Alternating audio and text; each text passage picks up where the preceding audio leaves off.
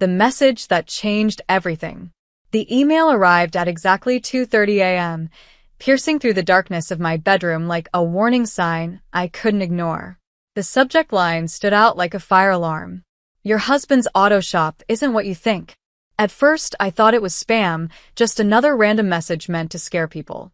But something about it made my heart beat faster. I had been lying in bed, mindlessly scrolling through crypto forums, unable to sleep after yet another tense family dinner.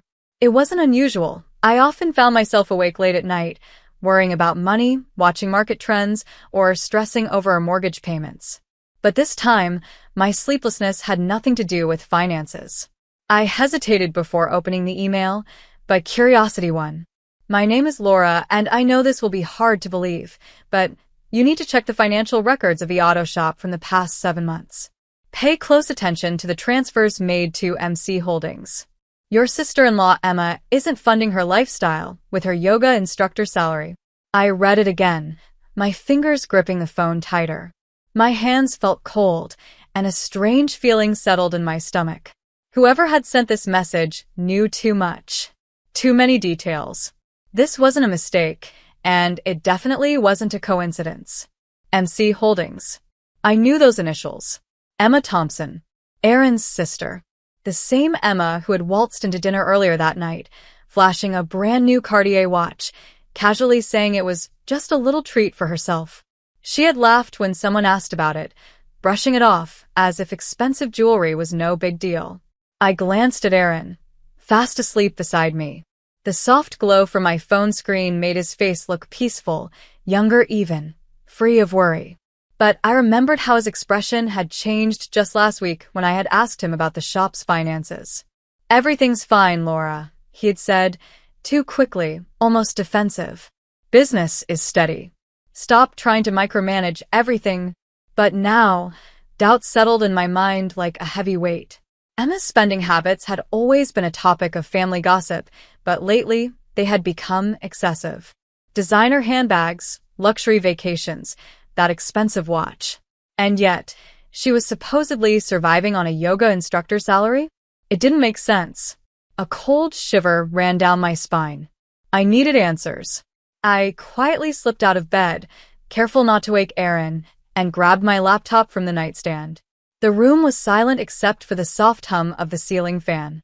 The glow of the screen lit up the walls as I opened the accounting software. The auto shop's records were still logged in from when I had helped Aaron with taxes last month. I hesitated. Did I really want to know the truth?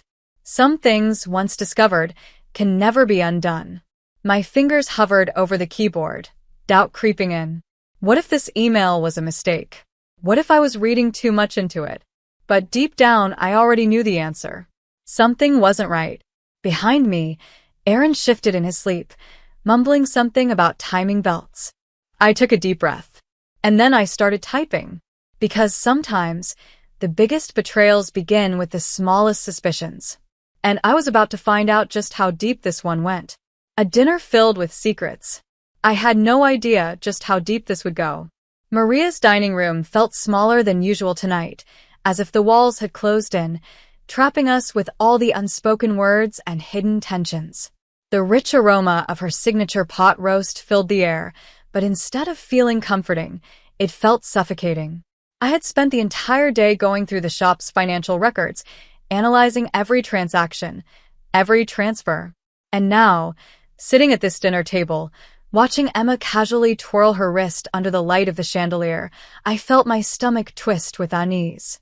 The diamonds on her brand new watch caught the light, sending flashes of brilliance across the table.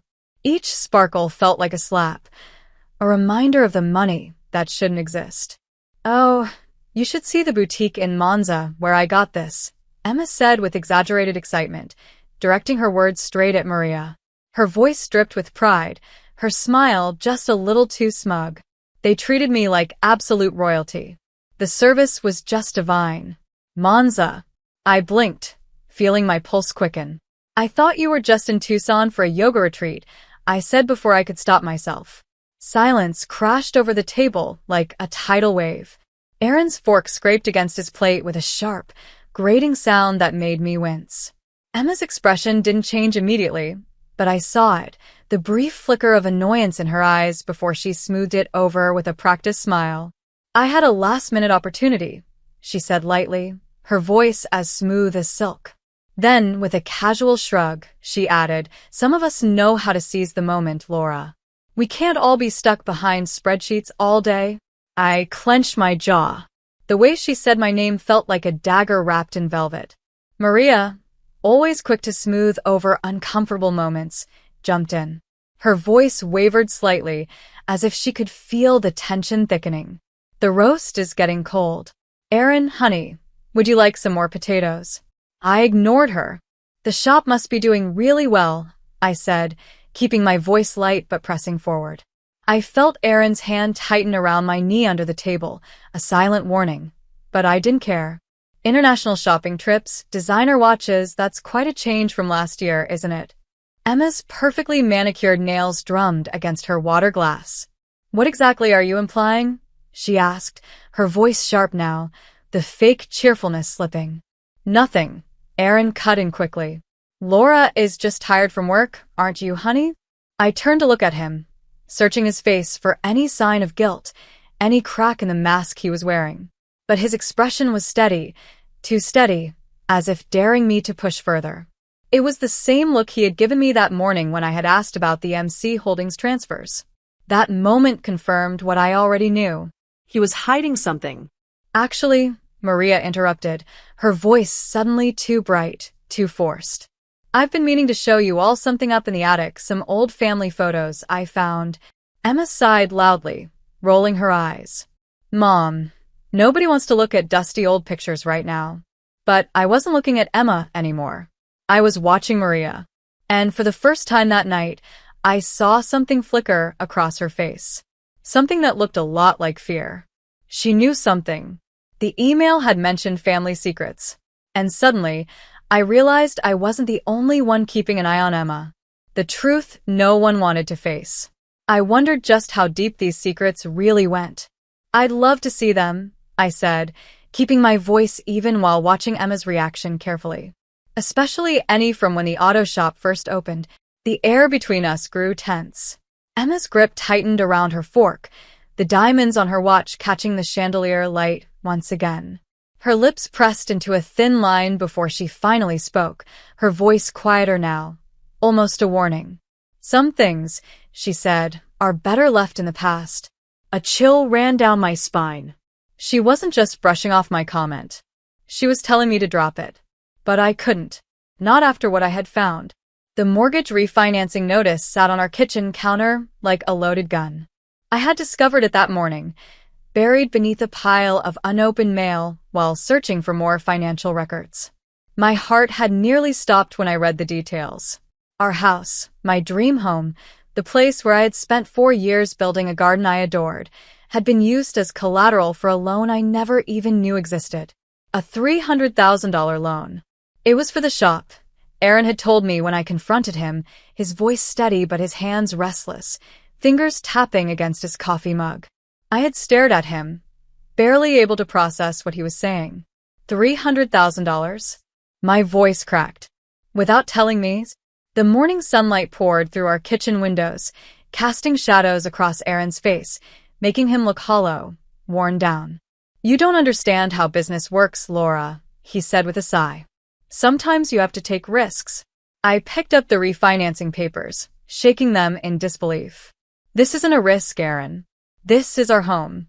And what about these transfers to MC Holdings?" His posture stiffened. He set his coffee mug down harder than necessary, liquid splashing onto the counter. "Another business decision you wouldn't understand." That was it. That was his explanation. I let out a sharp laugh, but there was no humor in it. "Someone had to dig through the shop's accounts, Aaron. Because while you're hiding things from me, your sister is living like a Kardashian, and our savings account is bleeding dry." His expression changed. His shoulders squared, his jaw clenched. When he spoke again, his voice was lower, edged with something dangerous. "Leave Emma out of this." I exhaled sharply, shaking my head. "And what am I, Aaron?" Silence. The kind that speaks louder than words. And then my phone buzzed. I glanced down, my heart pounding when I saw the sender. Another email. From them. Check the safety deposit box at First National. Box number 3145. The truth about MC Holdings is there. I swallowed hard, my pulse drumming in my ears. Aaron's eyes locked onto my phone, suspicion flashing across his face. Who's that? He asked, his voice controlled, but his fingers twitching slightly. I turned the screen away. Nobody. He took a step closer, reaching for my arm, not harshly but not gently either. Laura, wait. I pulled away before he could stop me. Emma's smug smirk at dinner. Maria's nervous glances. The years of secrets I had ignored. I wasn't ignoring them anymore. That's the problem, Aaron, I said, gripping my keys. You never could explain anything. As I backed out of the driveway, I saw him standing in the doorway, his silhouette framed by the porch light. For the first time in a long time, Aaron looked lost. The truth no one was supposed to find. I almost turned back. For a split second, I thought about slamming the brakes, turning around, and pretending none of this was happening. But then I remembered. The refinancing papers. The unexplained money transfers. The lies. Too many lies. The bank was 30 minutes away. 30 minutes to decide if I really wanted to know what was inside that safety deposit box. Because sometimes, the truth doesn't set you free. Sometimes, it just shows you who's been holding the keys to your prison all along. And I was about to find out exactly who that was. You need to see this. I slid my phone across Helen's kitchen table, my pulse still racing from what I had just uncovered. The safety deposit box had contained exactly what the anonymous email had promised, documents proving that the auto shop's money had been funneled into offshore accounts. Regular transfers every month, all under Emma's control. Helen's usual playful smirk faded as she scrolled through the screenshots. Holy Laura, this is way bigger than just a designer shopping spree. I nodded, swallowing the lump in my throat. There's more, I said, my voice barely above a whisper. My coffee sat in front of me, untouched and cold. I found paperwork for 3 other properties. Vacation homes. All purchased under MC Holdings within the last year. And all of them paid for using the shop's money. Helen's eyes widened. Does Maria know? The question hit me harder than I expected. I let out a slow breath, shaking my head. I don't think so. But she's been acting strange lately, especially when Emma starts talking about her trips. It's like she's afraid to say the wrong thing. Helen leaned forward, her expression unreadable. And Aaron? I reached into my bag with trembling hands and pulled out the refinancing papers. He's been helping her, I said, the words tasting bitter in my mouth. Our house. Everything we've built. He put it all on the line for her schemes. Helen's hand reached across the table, resting lightly over mine, steadying my shaking fingers. Laura, have you considered that maybe? Her voice was cut off by the buzz of my phone. I glanced at the screen. Emma's name flashed across it. Lunch tomorrow. Just us girls. We need to talk about family loyalty. A chill crept down my spine. She knows, I whispered. Somehow, she knew I had been at the bank. Helen's jaw tightened. Don't go. This isn't about family loyalty. It's about control. Before I could answer, another message popped up. Mom's not doing well. The stress is getting to her. Would be a shame if things got worse. A threat. Subtle, but clear. I thought back to Maria's pale face at dinner, the way her hands shook when she served dessert, how she had tried to change the subject when things got uncomfortable. This wasn't just about money anymore. I have to go, I said, shoving my phone into my bag. Helen grabbed my wrist. Laura. But first, I cut her off, looking her straight in the eye. I need you to do something for me. The breaking point. I pulled out a small USB drive, gripping it tightly before placing it on Helen's kitchen table. This is copies of everything, I said, my voice firm. If anything happens. Nothing's going to happen, Helen interrupted, but she still reached for the drive, her fingers closing around it. I exhaled, shaking my head. Just keep it safe. And if you don't hear from me by tomorrow night, send everything to this email. I quickly scribbled down the contact information of the financial crimes investigator I had found earlier. Helen looked at me, her expression dark with worry. Laura. Her voice was quiet. What exactly are you walking into? I stood, gathering my bag, my heart hammering in my chest. Either the end of their game, or the beginning of mine. The so-called emergency family meeting had nothing to do with Maria's health. I knew at the moment I stepped into her living room.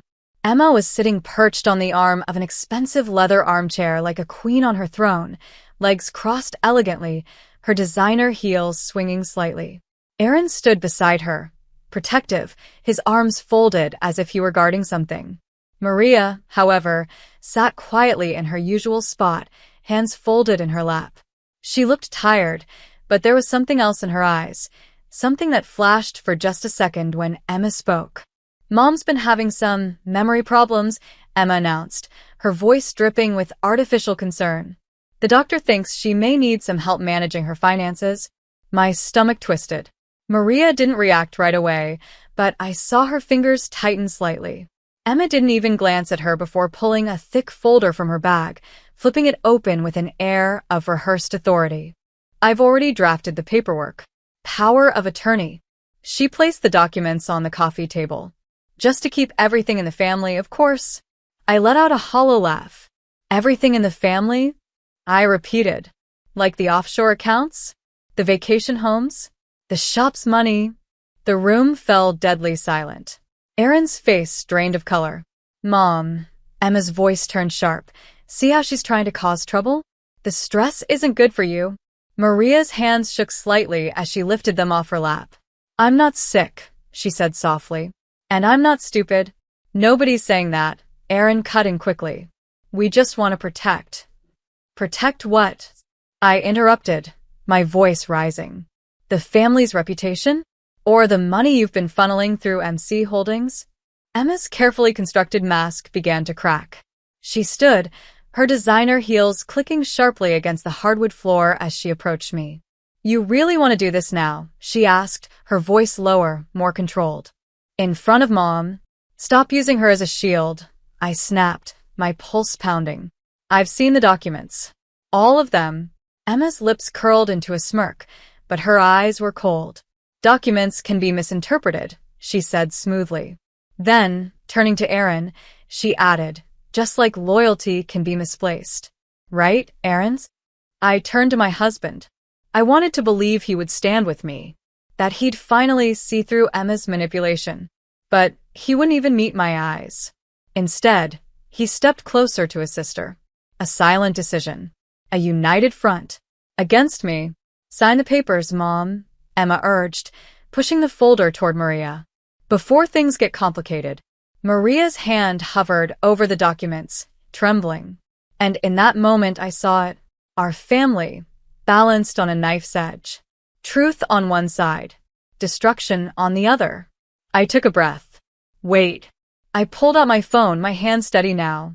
Before anyone signs anything, there's something you need to see. Emma's smirk faltered. Because sometimes the only way to save a family is to break it first. The moment, everything shattered. I projected the documents onto Maria's living room wall, my hand steady even as my heart pounded. The numbers glowed in the dimming afternoon light, cold and damning. It started the day after Dad died. Emma's breath hitched, but she said nothing. The data didn't lie.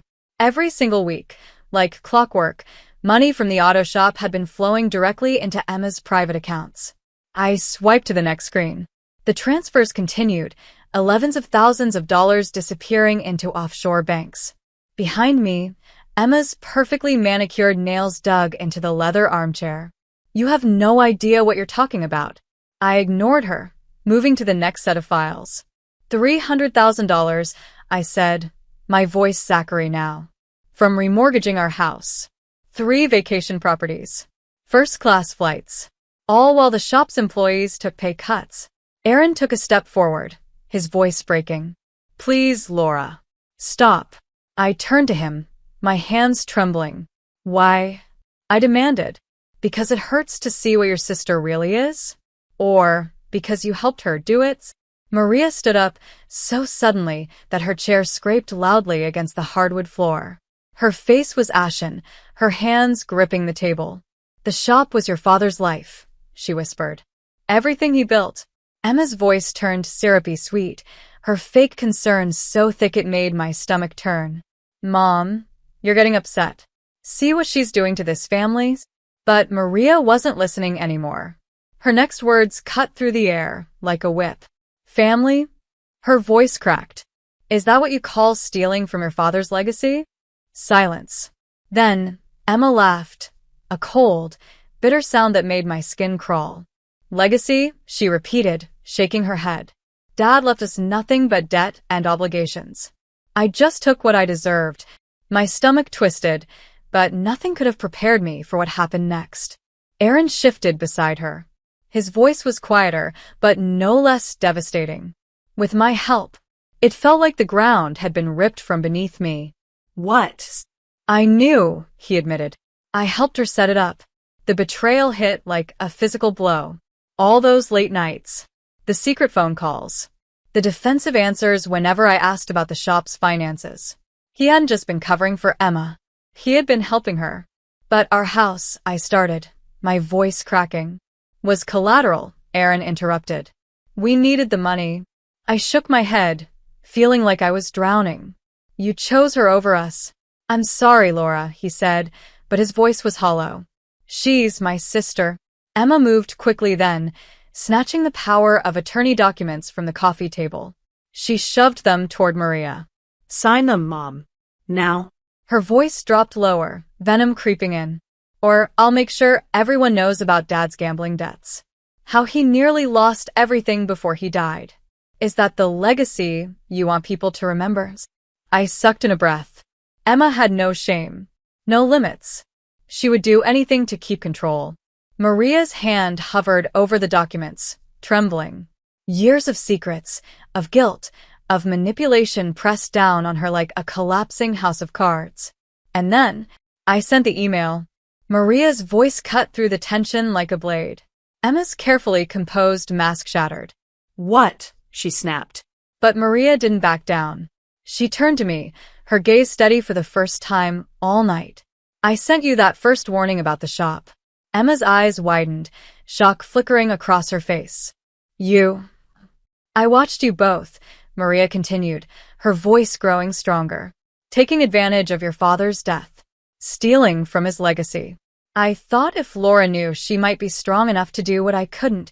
Aaron stepped forward, reaching for her shoulder. "Mom." She shrugged him off, her hands no longer shaking. "Don't touch me." She turned her gaze on Emma, her expression unreadable. "Your father knew at the end," she said quietly. "He knew about the money problems, about your stealing. He died thinking he had failed this family." Emma's laugh turned wild, almost hysterical. "Failed us," she spat. "He left us with nothing but debt.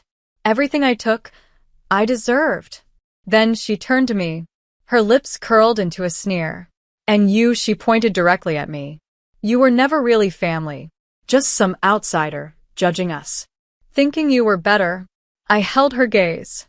And this time, I wasn't afraid. "Not better," I said. "Just done. The family that remained." I slammed my phone down, cutting off the projected evidence. "This isn't about family.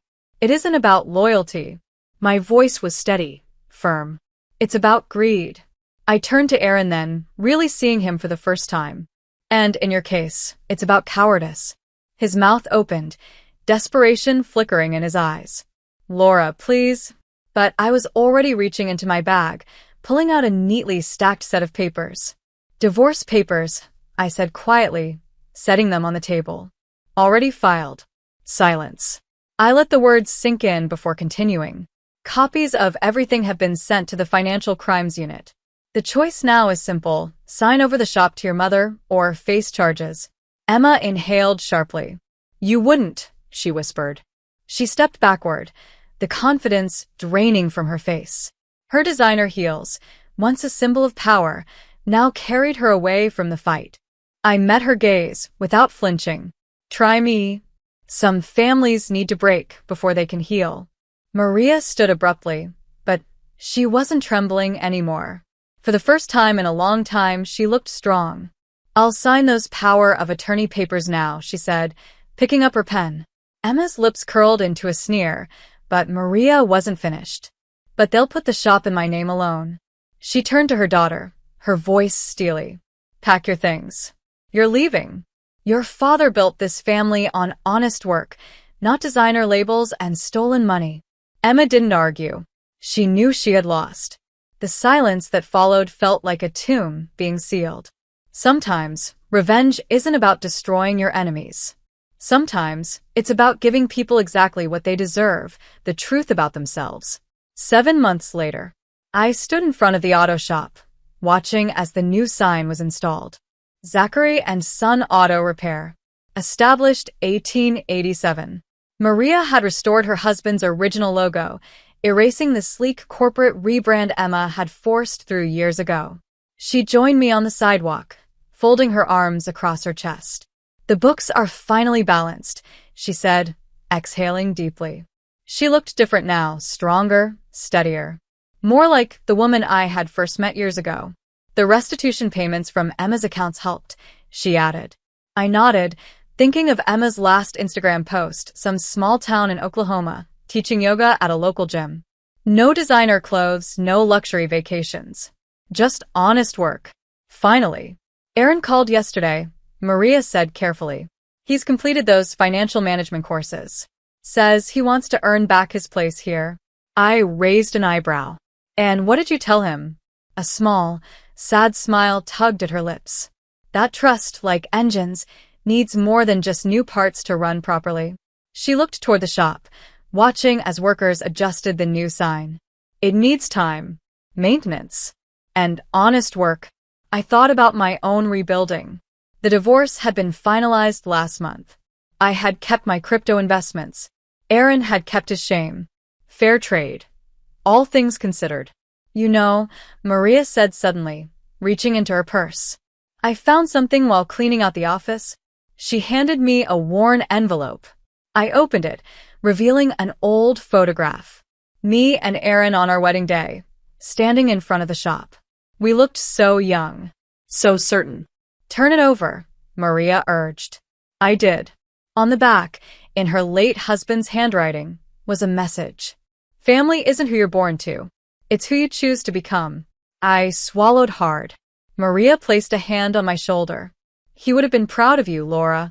I met her gaze, my throat tightening. "Not for exposing the truth," she continued, "but for giving us all a chance to rebuild from it." I carefully tucked the photo back into its envelope, watching as the morning sun glinted off the shop's windows. Sometimes, revenge isn't about destroying what's broken. It's about clearing space for something stronger to grow. Maria nudged me. "Coffee?" she asked, nodding toward the diner across the street. "I hear they serve it without family drama these days." I laughed, looping my arm through hers.